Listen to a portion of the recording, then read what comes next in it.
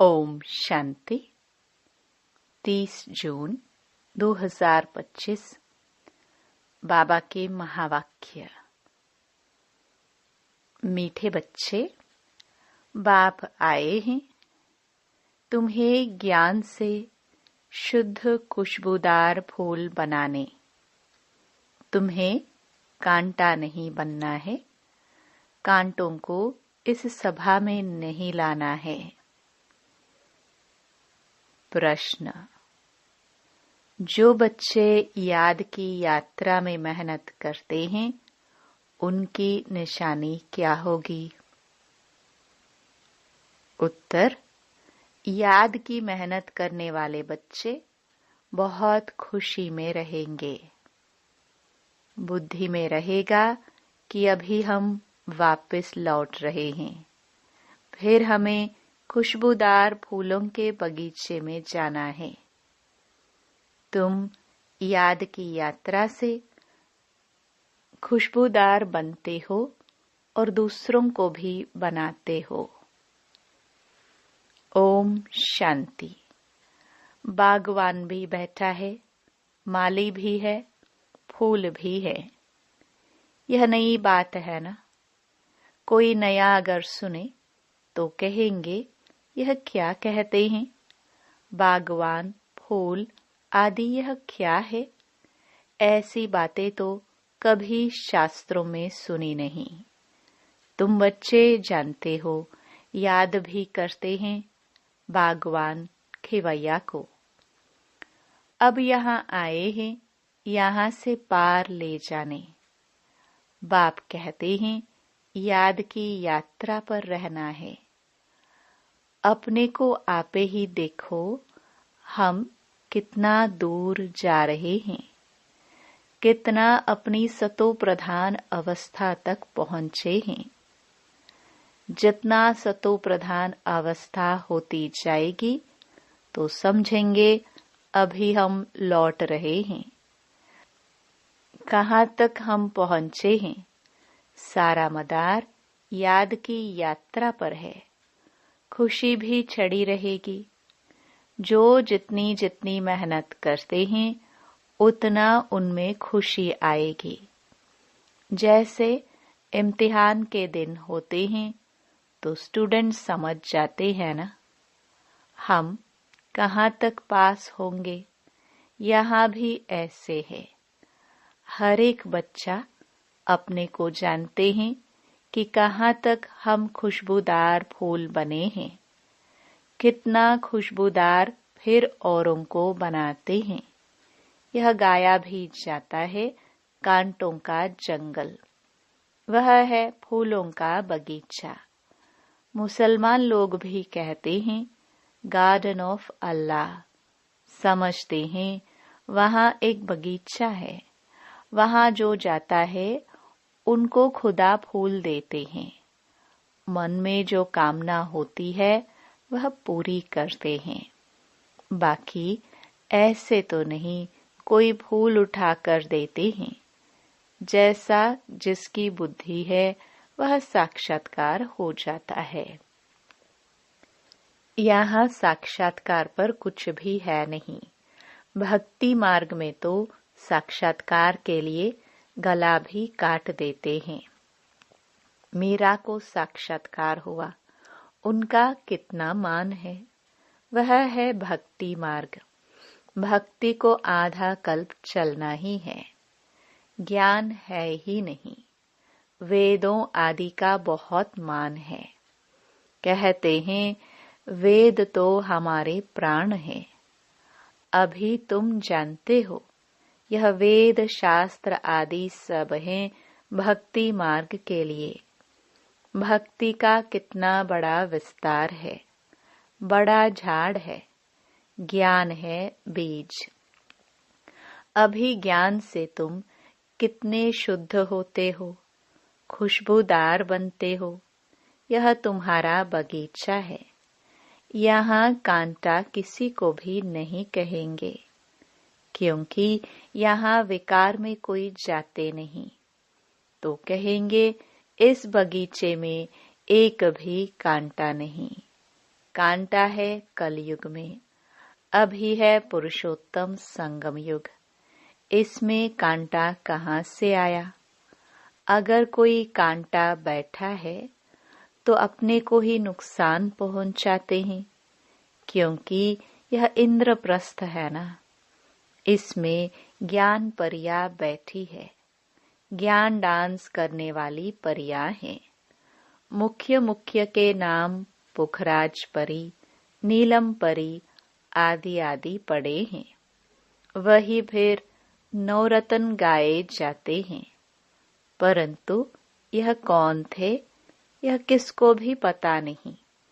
बाप सिर्फ कहते हैं, मुझे याद करो। तुम बच्चों की बुद्धि में अब समझ है। 84 का चक्र भी अभी बुद्धि में है। शास्त्रों में तो 84 लाख कह दिया है। मीठे मीठे सिखिलदे बच्चों को बाप ने समझाया है, तुमने 84 जन्म लिए। अब तमो प्रधान से सतो प्रधान बनना है। कितना सहज है। भगवानुवाच, बच्चों प्रति मामेकम याद करो। अभी तुम बच्चे खुशबूदार फूल बनने के लिए अपने को आत्मा समझ बाप को याद करो। कांटे नहीं बनो। यहाँ सब मीठे मीठे फूल हैं, कांटा नहीं। हाँ, माया के तूफान तो आएंगे। माया ऐसी कड़ी है जो झट फंसा देगी। फिर पछताएंगे, हमने यह क्या किया। हमारी तो की कमाई सारी चट हो गई। यह है बगीचा। बगीचे में अच्छे अच्छे फूल भी होते हैं। इस बगीचे में भी कोई तो फर्स्ट क्लास फूल होते जाते हैं। जैसे मुगल गार्डन में अच्छे अच्छे फूल होते हैं, सब जाते हैं देखने। यहाँ तुम्हारे पास कोई देखने तो आएंगे नहीं। तुम कांटों को क्या मुंह दिखाएंगे। गायन भी है मूत पलिती। बाबा को जप साहेब, सुखमनी आदि सब याद थी। अखंड पाठ भी करते थे। 8 वर्ष का था तो पटका बांधता था। रहता ही मंदिर में था। मंदिर की चार्ज सारी हमारे ऊपर थी। अभी समझते हैं मूत पलिती कपड़े धोने का अर्थ क्या है। महिमा सारी बाबा की ही है। अभी तुम बच्चों को बाप बैठ समझाते हैं। बच्चों को कहते भी हैं, अच्छे अच्छे फूल लाओ।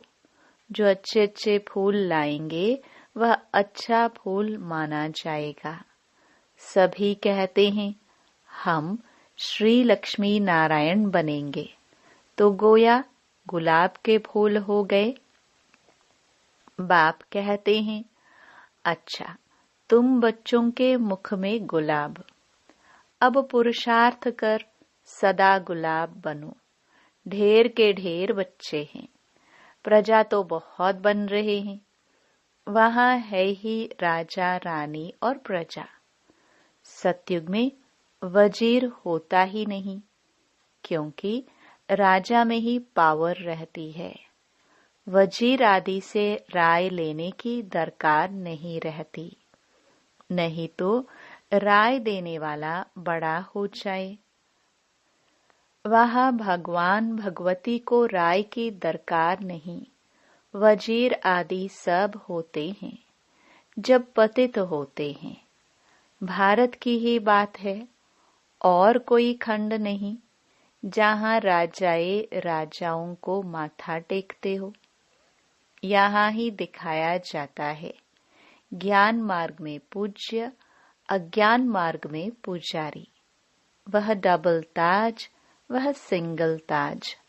भारत जैसा पवित्र खंड कोई है नहीं।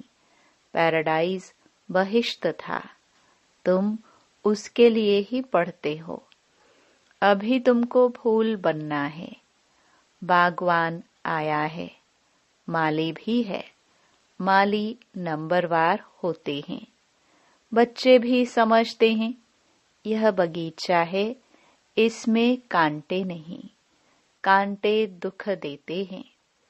बाप तो किसको दुख नहीं देते, वह है ही दुख हरता सुख करता। कितना मीठा बाबा है। तुम बच्चों को बाप पर लव है, बाप भी बच्चों को लव करते हैं ना। यह पढ़ाई है। बाप कहते हैं मैं तुमको प्रैक्टिकल में पढ़ाता हूँ। यह भी पढ़ते हैं, पढ़कर फिर पढ़ाओ तो और भी कांटे से फूल बने। भारत महादानी गाया हुआ है, क्योंकि अभी तुम बच्चे महादानी बनते हो। अविनाशी ज्ञान रत्नों का तुम दान करते हो। बाबा ने समझाया है तुम आत्मा ही रूप बसंत है, बाबा भी रूप बसंत है। उनमें सारा ज्ञान है। ज्ञान का सागर है परम पिता परमात्मा। वह अथॉरिटी है ना। ज्ञान का सागर एक बाप है, इसलिए गाया जाता है सारा समुद्र स्याही बनाओ तो भी खूटने वाला नहीं है। और फिर 1 सेकंड में जीवन मुक्ति का भी गायन है। तुम्हारे पास कोई शास्त्र आदि नहीं है। वहां कोई पंडित आदि के पास जाएंगे तो समझते हैं यह पंडित बहुत पढ़ा हुआ अथॉरिटी है, इसने सब वेद शास्त्र कंठ किए हैं। फिर संस्कार ले जाते हैं तो छोटेपन से फिर वह अध्ययन कर लेते हैं। तुम संस्कार नहीं ले जाते हो, तुम पढ़ाई की रिजल्ट ले जाते हो। तुम्हारी पढ़ाई पूरी हुई, फिर रिजल्ट निकलेगी और वह पद पालेंगे। ज्ञान थोड़े ही ले जाएंगे जो किसको सुनाएंगे। यहाँ तो तुम्हारी पढ़ाई है जिसकी प्रारब्ध नई दुनिया में मिलनी है। तुम बच्चों को बाप ने समझाया है माया भी कोई कम शक्तिवान नहीं है। माया को शक्ति है दुर्गति में ले जाने की, परंतु उनकी महिमा थोड़ी करेंगे। वह तो दुख देने में शक्तिमान है ना। बाप सुख देने में शक्तिमान है, इसलिए उनका गायन है। यह भी ड्रामा बना हुआ है। तुम सुख उठाते हो तो दुख भी उठाते हो। हार और जीत किसकी है, इनका भी मालूम होना चाहिए ना। बाप भी भारत में आते हैं, जयंती भी भारत में मनाई जाती है। यह किसको भी पता नहीं कि शिव बाबा कब आया, क्या आकर किया था। नाम निशान ही गुम कर दिया है। श्री कृष्ण बच्चे का नाम दे दिया है। वास्तव में बिलवड बाप की महिमा अलग, श्री कृष्ण की महिमा अलग है। वह निराकार, वह साकार है। श्री कृष्ण की महिमा है सर्वगुण संपन्न। शिव बाबा की यह महिमा नहीं करेंगे। जिसमें गुण है तो अवगुण भी होंगे, इसलिए बाप की महिमा ही अलग है। बाप को अकाल मूर्त कहते हैं ना। हम भी अकाल मूर्त है। आत्मा को काल खा नहीं सकता है। आत्मा अकाल मूर्त का यह तख्त है। हमारा बाबा भी अकाल मूर्त है। काल शरीर को ही खाते हैं। यहाँ अकाल मूर्त को बुलाते हैं, सतयुग में नहीं बुलाएंगे, क्योंकि वहाँ तो सुख ही सुख है। इसलिए गाते भी हैं, दुख में सिमरन सब करे, सुख में करे न कोई।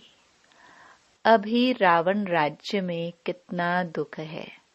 बाप तो स्वर्ग का मालिक बनाते हैं, फिर वहां आधा कल्प कोई पुकारते ही नहीं।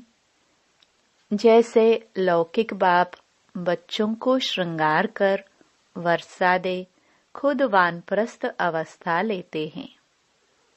सब कुछ बच्चों को देकर कहेंगे, अभी हम सत्संग में जाते हैं, कुछ खाने के लिए भेजते रहना। यह बाबा तो ऐसे नहीं कहेंगे ना। यह तो कहते हैं, मीठे मीठे बच्चों, हम तुमको विश्व की बादशाही देकर वानप्रस्थ में चले जाएंगे। हम थोड़े कहेंगे खाने के लिए भेजना। लौकिक बच्चों का तो फर्ज है बाप की संभाल करना, नहीं तो खाएंगे कैसे। यह बाप तो कहते हैं, मैं निष्काम सेवाधारी हूँ।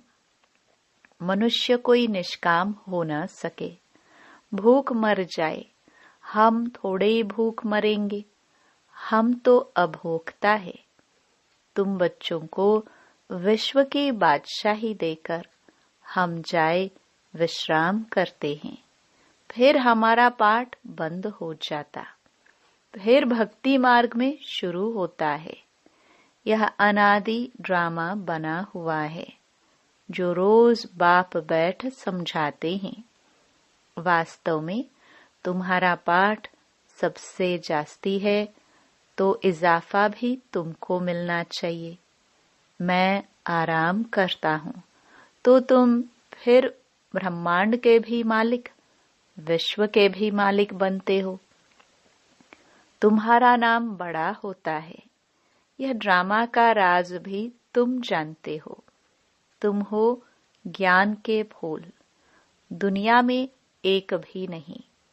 रात दिन का फर्क है। वह रात में है, तुम दिन में जाते हो। आजकल देखो, वन उत्सव करते रहते। अब भगवान मनुष्यों का उत्सव कर रहे हैं। बाप देखो कैसी कमाल करते हैं, जो मनुष्य को देवता, रंक को राव, राजा बना देते हैं। अभी बेहद के बाप से तुम सौदा लेने आए हो। कहते हो, बाबा हमको रंक से राव बनाओ। यह तो बहुत अच्छा ग्राहक है। उनको तुम कहते भी हो, दुख हरता सुख करता। इन जैसा दान कोई होता ही नहीं। वह है सुख देने वाला। बाप कहते हैं, भक्ति मार्ग में भी मैं तुमको देता हूँ।